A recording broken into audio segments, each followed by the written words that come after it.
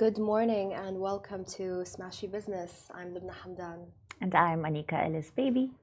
And I am operating at, I think, 50%. I've got the flu, but I'm here because I'm wow. dedicated to the show. She truly is. That is what dedication is. So sorry, guys, if you hear some sniffling along the way, please forgive me. So Leap Saudi is happening as we speak. Noor Sweid of Global Ventures said on stage yesterday that they made 7.4 times their initial investment from the startup Tabi. And then also announced yesterday, AWS said they will invest $5 billion into their infrastructure in the Kingdom of Saudi Arabia.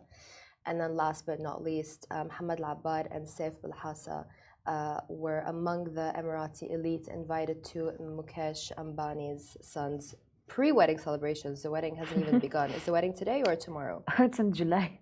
Oh, it's in July? Yeah. Oh, wow. Okay, sorry. I'm not interested enough to know much about this wedding, except how much it cost, because that's interesting, but we'll get to that later on.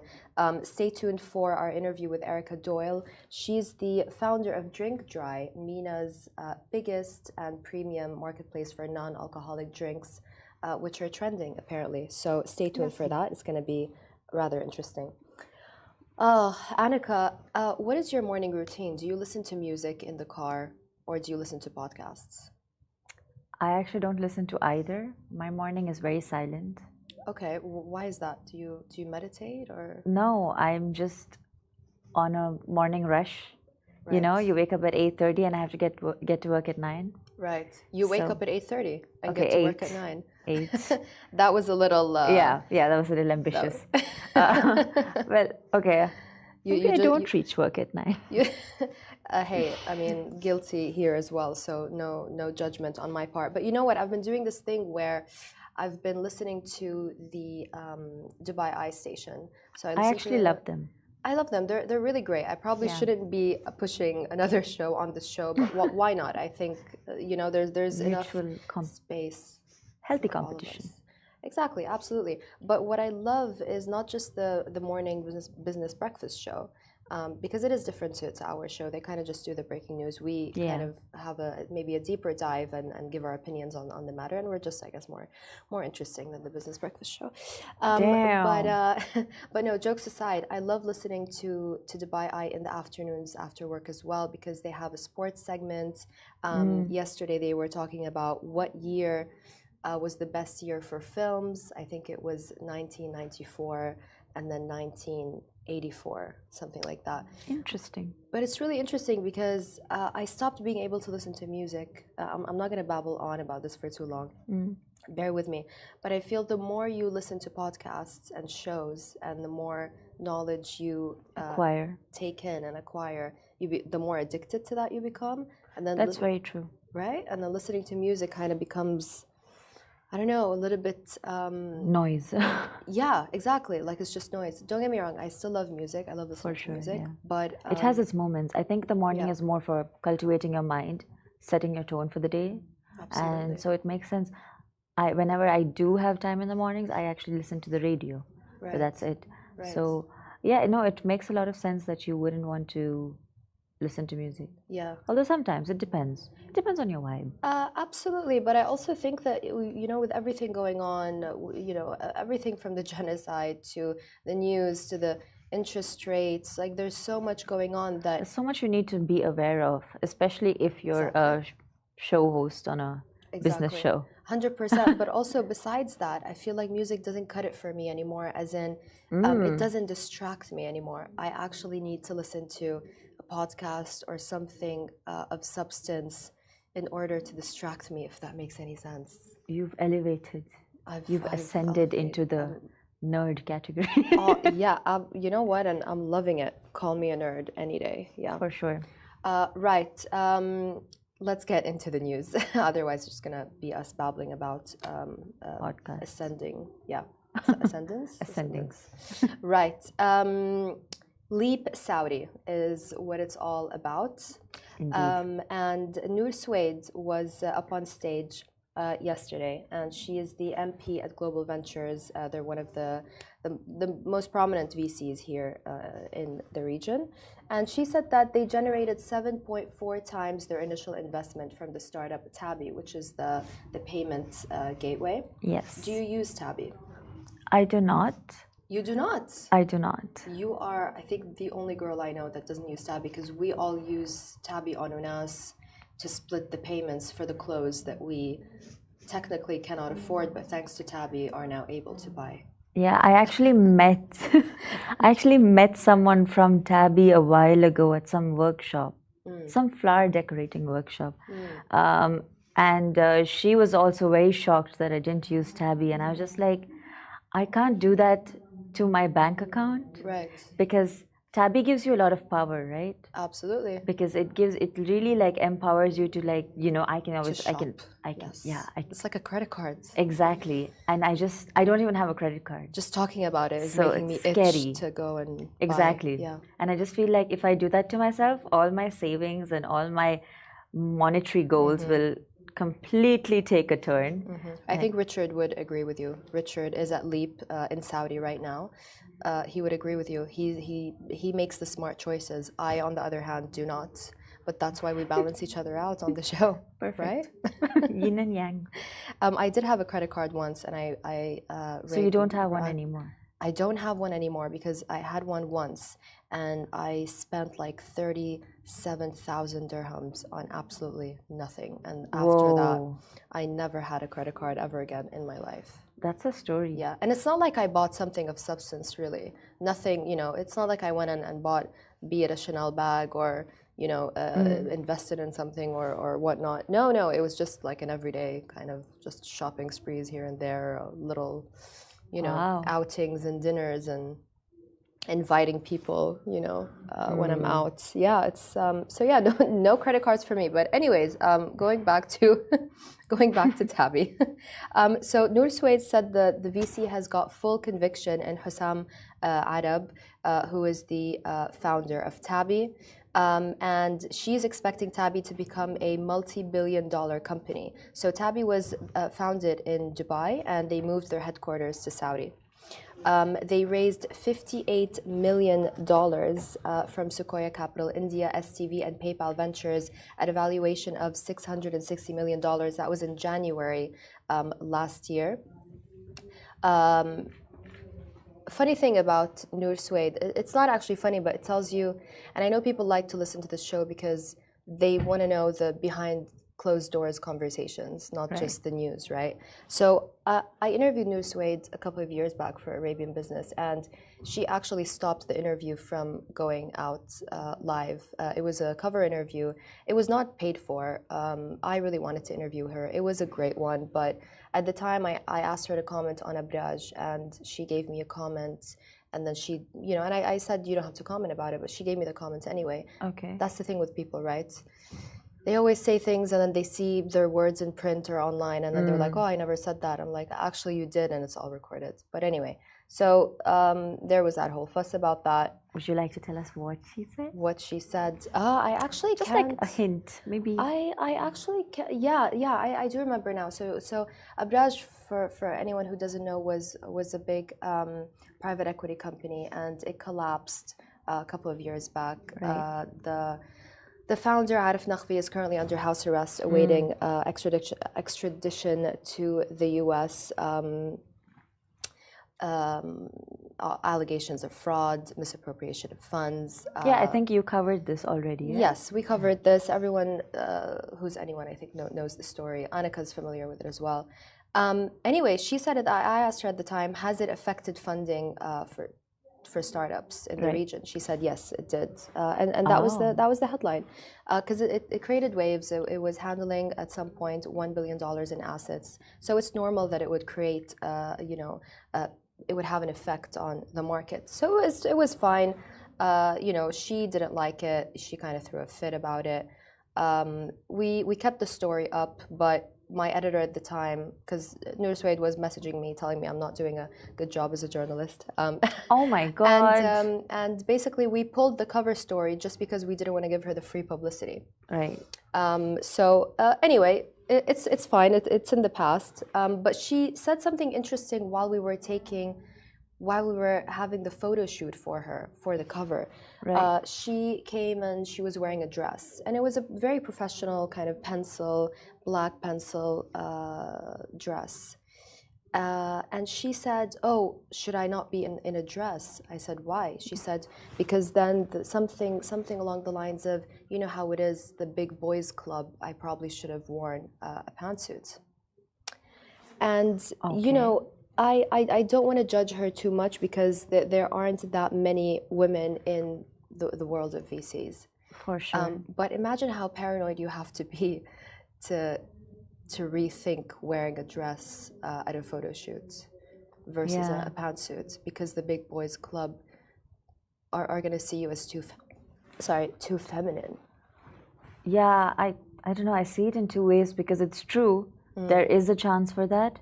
But at the same time, I mean... Isn't that the point? Yeah, exactly. Like, I am a woman and I have made it. Exactly. Like, you can be pretty and smart. Exactly. You can be pretty and bold. You can be stylish and... Yeah. Otherwise, you're letting them win, right? Exactly. Like, you don't have to pantsuit yourself. Yeah, you don't have to pantsuit yourself. Quote of the day. I love that. We should actually post that as we should start quote of the day on our Instagram page. Follow us, by the way, Smashi Business. A lot of exciting content coming up. So Noor also said, interestingly enough, that global ventures are looking to invest in agri-tech and supply chain tech.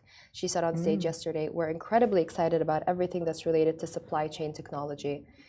It's not the most exciting thing, is it, when you say supply chain technology and excited in the same sentence? It doesn't make any sense. But good investments are often quite boring, aren't they? I mean, they trickle down eventually. They affect you. But like when you jargon it saying supply chain technology, maybe it doesn't make sense. But like at the end of the day, I know it's probably something related to the goods I'm receiving, the services I need. So. True. So she said, "Our conviction is in 2029, we're not feeding the world in the same way as we did in 2019. And she talked a lot about food security. She also said she's really looking forward to empowering entrepreneurs of the region. Maybe she can first empower herself to wear a dress and not a pantsuit.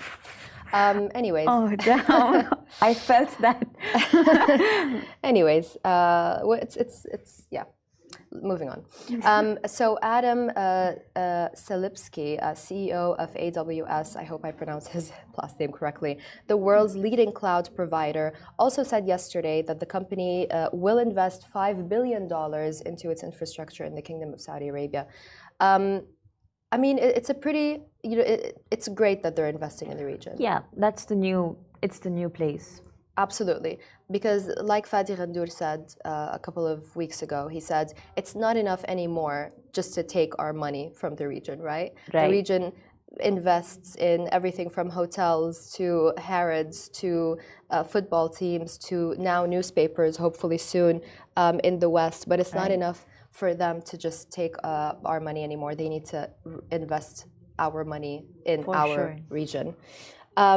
But I did notice something. I noticed that Adam's demeanor on stage was very much kind of, I wouldn't say timid, but he seemed really grateful to be in the kingdom. Why do you think that is? I think because they need the money now. The US is let's just be blunt about it's crumbling. It is not in the best place, is it? And everyone is looking to Saudi, to the UAE, to Qatar now, right? They need something from us. They see how well we're doing, and they're putting their heads down and asking for money, aren't they? All the crypto guys are coming here as well. Yeah. And I have to say, I'm really quite enjoying that. I really am. I feel like some interesting stories are coming our way in the next few seasons. Yeah, definitely. Stay tuned for more. Okay. you're going to take over the next story, Annika. I'm going to say the title and then you're going to tell me a little bit more about it. It's the wedding of the year, apparently. Hamad Labar and Saif Bilhassa were among the Emirati elite, let's say, invited to Mukesh Ambani's son's wedding. Ambani is obviously Asia's richest man. And the 3-day celebrations, this is for the pre-wedding. The wedding is in July, as you mentioned. Yep. This is a 3-day pre-wedding celebration, which cost him $152 million, and it welcomed around 1,200 guests from across the globe, including Mark Zuckerberg, Bill Gates, Rihanna performed, and many others. Yep. So, actually, this $152 million wedding, pre-wedding, might not even be that much, considering that. So there's a video of Mark Zuckerberg and Priscilla, his wife, being extremely amused, looking at Anant Ambani is the bride-to-be, the groom-to-be. The groom-to-be. And they're looking at his wrist. Why? Because he's wearing a $1 million watch. Wow. So, for someone who's which I'm sure he worked very hard for, yeah. So for someone whose accessories itself costs like $1 million. Yeah. This is a very low scale budget. Right. And you have to keep in mind, like, these people literally own the Indian market. Right. The Indian market. Good point. It's currently divided. Everything you know of is controlled by either the Ambanis or the Adanis. Yes, yes. There are like 3 to 4 big oligarchs in the Indian market right now, and although we have like a diverse set of products, it's all controlled. At the end of the day, it goes back to one of these groups. Right. They probably skimmed on the wedding then, $152 million. Probably. Just wait for the wedding. It's going to be bigger, and like, I'm just thinking, so like they had Mark Zuckerberg. I wonder what the goodie bags are. They had Mark I would Zuckerberg. go just for the goodie bag. They had Bill Gates. I'm just thinking, where's Jeff Bezos? Where's Elon Musk? Right. There was Adani. There was even the UAE Minister of Tolerance. Your standards are really high, Annika. I'm just saying, like, these are people who got the biggest Bollywood celebrities to come down and literally dance for them like monkeys. Like, just on the stage, dancing, singing, anything you want. If Ambani tells them to do it, they will do it. Right. And these people are not, there's so much more. Like, we are seeing just the cream of their wealth. Like, there is so much more underneath. Definitely. And it's scary as an Indian who would one day want to go back there. It's scary because, like, this is the amount, like, just one necklace on the neck of the bride-to-be. The bride-to-be and Mukesh Ambani's wife. Right. Apparently the emeralds on those necklaces, they're so chunky, they're huge. There are pictures of this everywhere. Yeah, you can't buy that one class, necklace could solve India's hunger crisis for a minute. Right. Yeah. So it's just an insane show of wealth and power and luxury when our country is actually not doing too well. Which is, it breaks my heart. Everything I know about this wedding, I know against my will, because there's so much content. The media is focusing on it. They've got all the attention. They control the media, to be fair, in India. Yeah. But there's so much on it. Right. So it's scary. Yeah. Yeah, I mean, to show that off as well, some people might disagree, but to show that off that much and publicize it that much, I mean, it could have been a little bit toned down considering there is an ongoing genocide as well. So I feel like it was a bit, strange to kind of see that. And then, but anyway, it seems more of a business conference and a networking event than a wedding, right? I'm sure there are so many deals that have gone underway. Like, we can expect so much because think about it. Meta plays a big role in India and Indian elections. Right. They control a lot of the propaganda that goes out and the truth that goes out. And now, and Mukesh Ambani controls a lot of the media. So when these two come together, it's not looking good. And our elections are coming up soon. Right. So it's not looking good for us.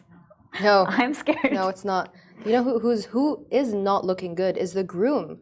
I mean, for God's sake, if you have that much money, surely your suit could have fit better. I felt, right? Maybe. I didn't really look at him You can't buy much. class. You just cannot buy class, can you? Okay. Lubna's really brutal today. Like, it's just roast after roast. Every personality we've picked up. I don't know what it is. It's just, it's just if you have that much money, surely you can spend a little bit of that money to look good. For sure. I mean, you know, to get a personal trainer. But like that's the thing, right? That's the gross disgustingness of money that I can literally come to this wedding in my sweatsuit. Yeah. And you will still say I look fabulous and top. You will still talk about my sweatsuit. That's true. That's true. So, we're going to talk more about this after the show, Annika. I think we have a lot to talk about. I'm very passionate about this, evidently. I'm loving this. Right, so now we've got with us in the studio Erica Doyle, founder of Drink Dry, non-alcoholic marketplace. We're going to find out everything there is to know about the business coming up next. Bye-bye.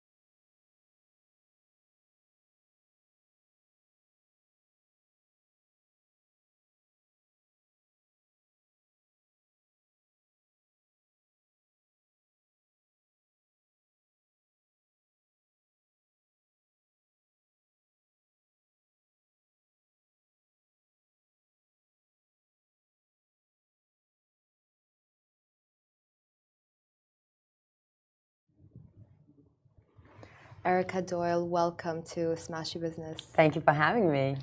How do you pronounce your middle name? Well, it's Erica Blezhevich Doyle, but Doyle is fine. Okay, where are you originally from? So I'm originally from Lithuania, and I moved to the UK when I was around 16, and then went through my education system there, and then somehow ended up in Dubai. You ended up in Dubai, and you started the MENA region's first and only, you say, premium non-alcoholic marketplace. Correct, yeah. And it does seem to be the only marketplace for non-alcoholic drinks, because a lot of companies say that, you know, we are the first and the only, but in your case, that is actually true. It is, and when we started in 2020, we genuinely were the first and only, and I think it's still amazing that 4 years in, we managed to maintain that title. So yeah, we're still the first and only. And you launched during the pandemic. Yeah, I mean, look, I incorporated the business in February 2020, and it took us probably 6 to 9 months to get everything in place, get everything in order. Supply chain was incredibly difficult at that moment in time. A lot of challenges with shipping. So we officially launched our e-commerce in December 2020. I mean, that's incredible, because a lot of people would have just ditched that idea, right? During the pandemic, because that was before the pandemic hit. Correct. So it was 25th of February 2020. I went to DD. I paid the money, and it was tens of thousands of dirhams to start the company. Yeah. So big investment from my side, you know, as a standalone. Bootstrapping, right? Correct, absolutely. At that point, you know, I was a stay-at-home mom prior to that, having worked in history and politics in Parliament. So no business kind of experience, just a lot of passion and belief that the non-alc industry is going to come to the Middle East. And I wanted myself and Drink Dry to be at the forefront of that from day one. And it was a big blow when COVID came, genuinely a big blow. But in hindsight, and it's always really nice to reflect, in hindsight, it was a good thing that happened for us as a business. It gave us time and it gave us breathing space. And we had the opportunity to genuinely take exclusivity of some of the world's leading non-alcoholic brands that maybe we wouldn't have got otherwise, had other distributors been open to doing business and investing in launching something new. Right. So for us, it was a good thing. Mm-hmm. And I mean, why do you think there are still no competitors? Is the market big enough? Is there enough demand? The demand is huge. The demand is growing. Give you an example, our revenue to date, 2023 to 2024, for the first 2 months, is 5x. That doesn't happen in a lot of different categories, industries for a startup business, right? Wow. I think one of the main reasons that we still are the one and only doing what we're doing is when you look at the non-alcoholic, the NOLO, the sophisticated non-alc drinks category globally, a lot of the products in the West, America, UK, Europe are up to 0.5% ABV, right? Mm-hmm. So technically it's alcohol-free, but here in the Middle East, it's considered as alcoholic beverage. Right. So we only are allowed to import the products that are a genuine 0.0000%. I've seen that on the website. It does say Exactly. 0.0%. 100%. Yes. So there's no deviation in that. And there's very limited number of phenomenal brands with good liquids inside that fit that bill. And you know, we were the first ones who were doing it 4 years ago. So we kind of got the first mover's advantage in getting all the brands that we wanted exclusively with us. And you fast forward 3.5 years, 4 years, we are the best at what we're doing. So we are now in a really fortunate position where the global brands are coming to us and wanting to work with us. Mm-hmm. What brands are coming to you wanting to work with you? So we have a lot of good global brands that have equivalent in the alcoholic kind of equivalent. So we have recently launched Corona Zero. We have recently launched Peroni Nastra Zero. In February, we launched Tanqueray 0.0. These are legacy brands that have been being built for decades and decades, and people know and recognize. And you know, if a Ferrari released an electric car, it's got to be good, right? Yeah. And so good point. It's the same thing. If a well-known brand in what they do release an alternative to what they do, it's gonna be good in quality, and it gives the consumer the trust. I think so one of the things that we have managed to do very successfully as Drink Dry is to build consumers' trust in Drink Dry. So anything that we launch on Drink Dry store, the consumers believe that it's going to be good. So they give us the benefit of doubt to try it. Right. Now you double that with a global brand having their name on the product, Absolutely. and it's just a win-win formula for us. I mean, it's crazy to think that, you know, in a primarily Muslim region, that we did not have this before. Yes and no. I think there is a common misconception that just because it is a Muslim country where alcohol isn't so widely available, everybody will be dying out and crying out to try these products. I think that's naive to think, and I think that's what a lot of brands from the West and players in the non-alc space think around the region. Where we have found success as Drink Dry is absolutely offering alternatives to those people who are looking for alternatives to something they know and enjoy. But also there is, you know, it's something that it isn't talked widely, but everybody knows is there is an obesity problem in this region. Right, yes. And there is a huge demand on upgrading the quality, the taste, the flavor of traditional mocktails by decreasing the sugar intake. And it's almost like mission impossible. How do I get better flavor and better tasting drinks, but reduce the sugar content? Well, we are able to do that with our non-alcoholic drinks and our non-alcoholic spirits. So we tap into the alternatives to alcoholic drinks, but we also tap into a traditional mocktail space where we literally come in with our products and say, look, you don't need 16 spoonfuls of sugar in that mojito. Let's scrap that and let's replace it with a really good non-alc spirit-based ingredient that will give you all the taste and the flavor that you're looking for. That's great, because that is the issue that I usually have with mocktails. Exactly. If I want to go out and you know, just have something to drink that's not alcoholic, it's like, what else do I drink besides water, or you know, a Diet Coke, which I'm not drinking now because we're boycotting for Palestine, obviously. Exactly. You know, what is there to drink except a mojito with, as you said, like 16 spoons of sugar? Exactly. And, you know, if you're going out, and I think something that they're trying to bring into the hospitality industry, they try to do it in KSA and they're trying to do it here through the Wine Municipality, is that every food item, whether it's drink or food, has a calorie intake next to it. So if you're looking at a big main course, a burger, it's got 600 calories, and you look at a non-alc mojito and it's got 580 calories, that is scary, right? That is genuinely very scary. So we've had great success with PF Chang's here in the region, where we have rolled out a Drink Dry ingredient-based new menus with them back in November. Wow. So if you go to any of the outlets in the region, you will find much better tasting mocktails. However, the calorie intake and the sugar intake is less than a quarter of what they used to be. I was just going to ask you, you beat me to that, because I was going to say, do you just work, you know, is it a marketplace purely for customers? Is it B2B? Who do you work with? So initially, I mean, at the moment in 2024, Drink Dry is genuinely very multifaceted as a business. And I think a lot of people have heard about Drink Dry and they know we do something to do with non-alc, but they don't know exactly what we do. And I love that. And I think that's okay. You know, we've done a great job in getting the name of Drink Dry out there that people know. When I started the business in 2020, the idea was that we are going to be a marketplace, a e-commerce player, that we are going to be that gap in the bridge between demand and supply for the end consumer. And that was kind of always the go-to-market strategy. So we started our life as an e-com player in 2021. And very quickly, we started seeing the demand from HoReCa, which is hotels, restaurants, and catering, for introducing our products into their menus, followed by traditional brick and mortar retailers approaching us and saying, hey guys, like, you've got these products that are not available anywhere else in any other retail supermarket. Can we work with you? So we went from being an e-com player to supplying hotels, restaurants, hospitality with our drinks, as well as having our presence and our products available in traditional retail stores. So we're just very excited about our upcoming launch with Spinneys and Waitrose. So we've got a lot of our products going there.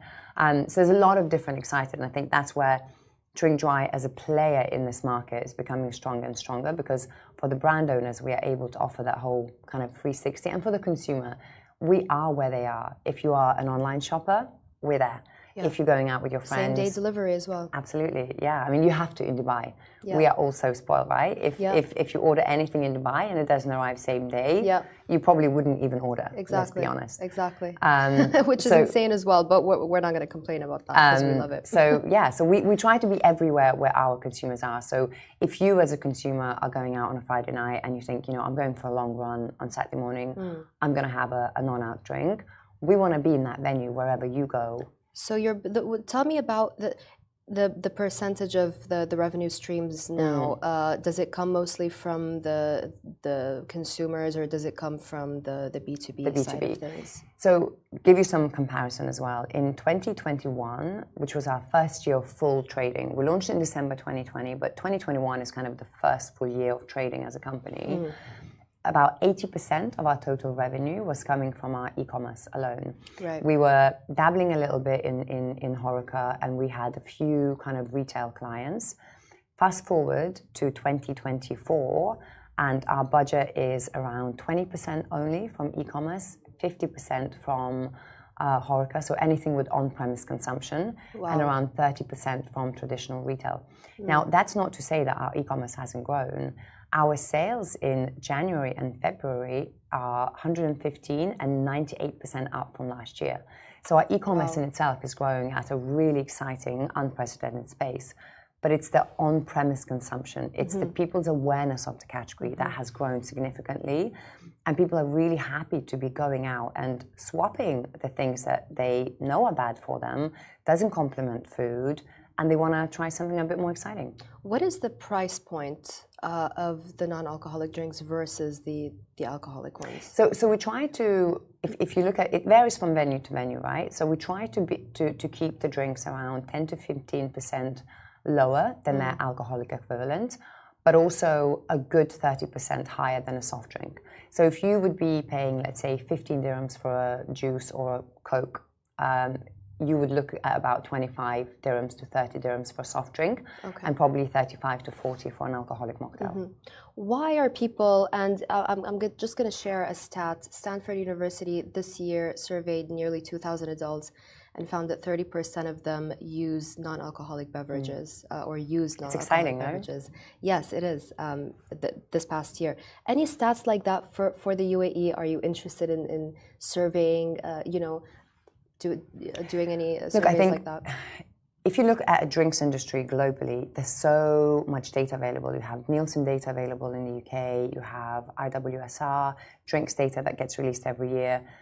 There's nothing done to date on non-alcoholic drinks in the Middle East, so we don't have the luxury of, as a company, kind of basing our marketing strategies on data. However, as a marketplace, Drink Dry Store has now been going for 3 years, and we are into our 4th year.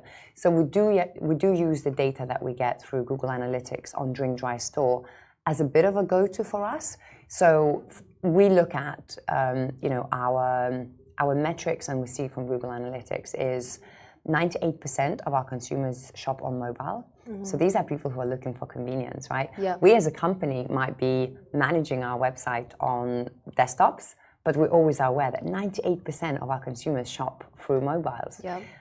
The split between male and female is always a beautiful 49-51 kind of percent. So we are equally appealing as a business to males as we are to females. And if you look at the age group, the biggest spenders and the most active group on Drink Dry Store is 35 to 45-year-olds. So millennials. These are the people with good spending power, good jobs, young professionals, possibly young parents as well that are kind of looking for better alternative drinks. The second biggest one is 45 to 55. And then the third one is the 25 to 35.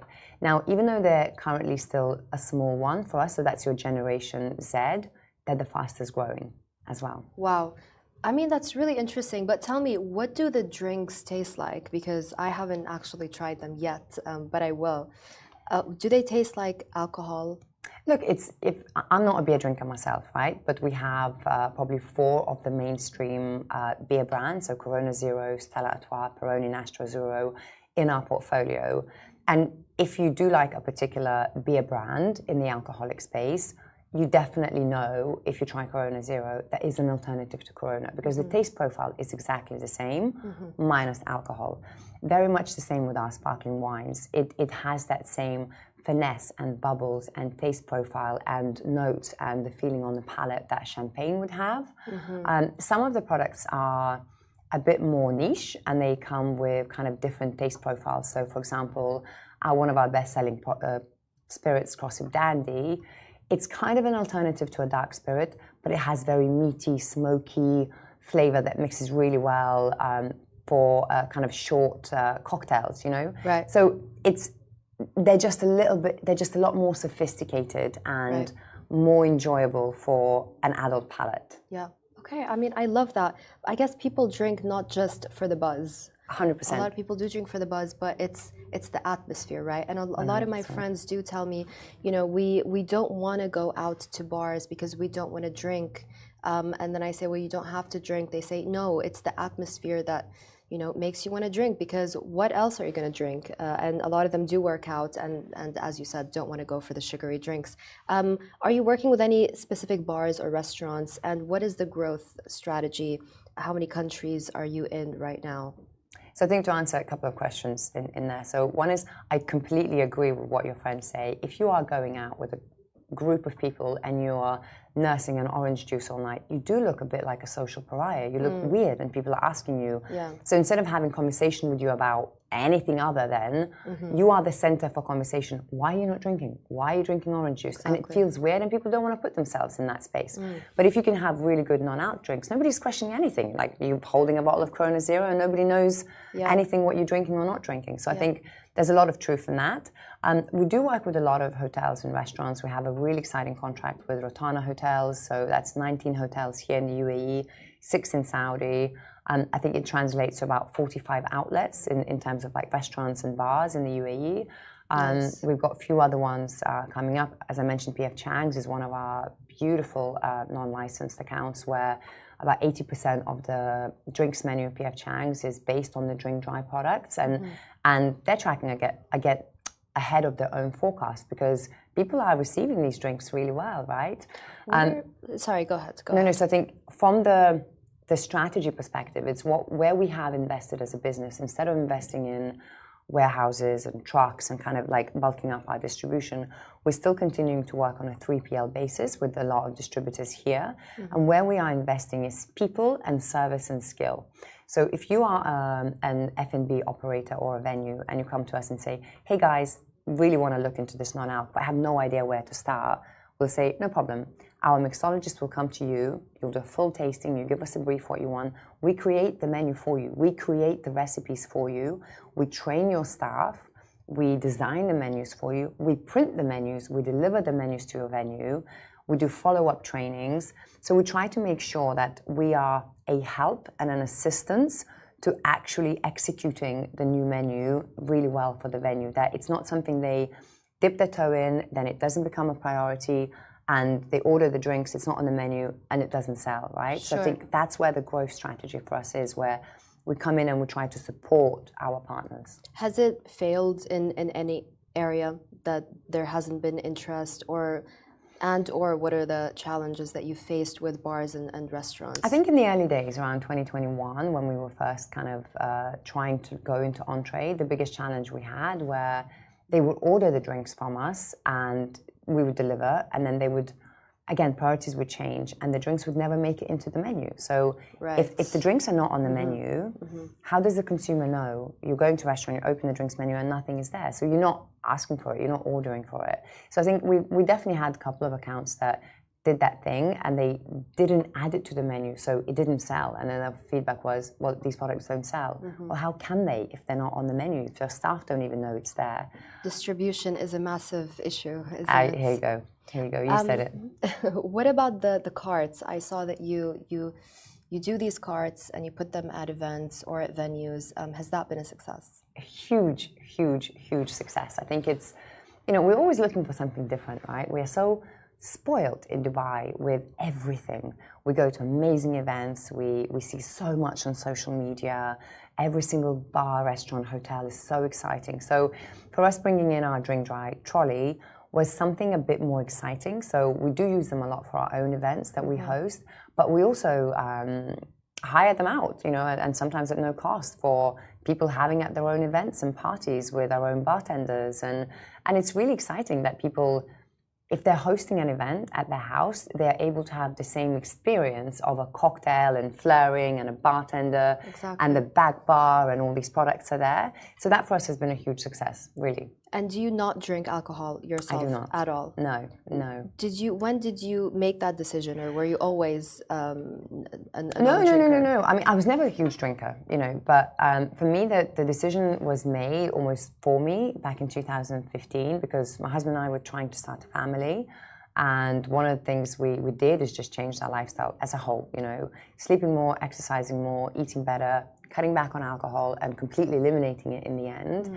And that's where the whole non-alc drinks category, so we're talking good 8-9 years ago, that's where the non-alc category was starting to grow in the UK. So if you looked hard, you would be able to find some random product somewhere that somebody was cooking up in their kitchen that you could order a bottle and try at home. So I was that original guinea pig of the category back in the UK. And now I have 3 beautiful kids, really close one after another. And I just never went back to it because genuinely I find the alternatives to it are so amazing these days, and the benefits outweigh the enjoyment of getting the buzz of alcohol. 100%. Right. That's really interesting. Gosh, I mean, we could talk about this all day. One last question before we go, because we are running out of time, but it's a fascinating conversation. Are you looking for investment? Probably not at the moment. We never say no. I had a really good ride when it comes to investment, and I've seen WAMDA's recent report where in 2023, 0.47, so less than 0.5% of all the funds raised were invested in female founders, and it literally hurts. It genuinely hurts because I felt so privileged in terms of our story. We had an angel investor from probably month 3 that came in and comes from the drinks industry, so believed in what we were trying to do. And the angel backed us to probably around 2.5 million dirhams in the first 18 months. We then were approached by a private family office based here in Dubai who have interest in hospitality, food tech, automotives, you name it, So there's a lot of synergies there for us, and we were approached by them. And after 6 months of negotiation, we came to a valuation of the business that was only a year old that satisfied us, that it was a decent and fair valuation, but it satisfied them that it's a good investment, that they're getting good value for their money. So I sold minority shareholding to a private family office, and they came on board in July 2022, and they've been backing us ever since. Is it UAE based or UAE based, and they've been backing us ever since. I think, in all fairness, the business is growing at a much faster rate in the last probably 9 to 12 months than we have anticipated, which is a good problem to have. We're a team of 15 people now, so we've got the manpower to do it. I think we will go out to the market for funding sooner than we think. We initially kind of, based on the projections we had, we thought we won't go to market until 2025, the end of 2025. But I do see us going to market probably at the end of this year. I'm not entirely sure what route we're going to take, whether it's VC, another, a strategic partner, another private family office. But it's a good problem to have. And I cannot stress enough how privileged I feel in my journey and my experience with funding, because I know that's not the case for a lot of female founders here in the region. Yeah, but I mean, should you even feel privileged, right? Because you have earned it. I have, but when I also meet a lot of phenomenal female founders who are doing amazing work in clean beauty, in health tech, in femtech, that they deserve all the funding they should get, but they're just not getting that. But I think that's a completely different topic. No, absolutely. And I would love to, we are running out of time, I would love to talk about it. But I mean, what's crazy is that we have to feel privileged when anyone takes a chance on us, whereas, the men don't have to work as hard to prove themselves. So that's insane. Erica Doyle, thank you so much for being with us. What a fascinating story, and really, really happy to see a female founder succeed. Thank you. Thank you for having me. Thank you, guys. Watch us, stream us on smashi.tv or listen to us wherever you get your podcasts. See you tomorrow.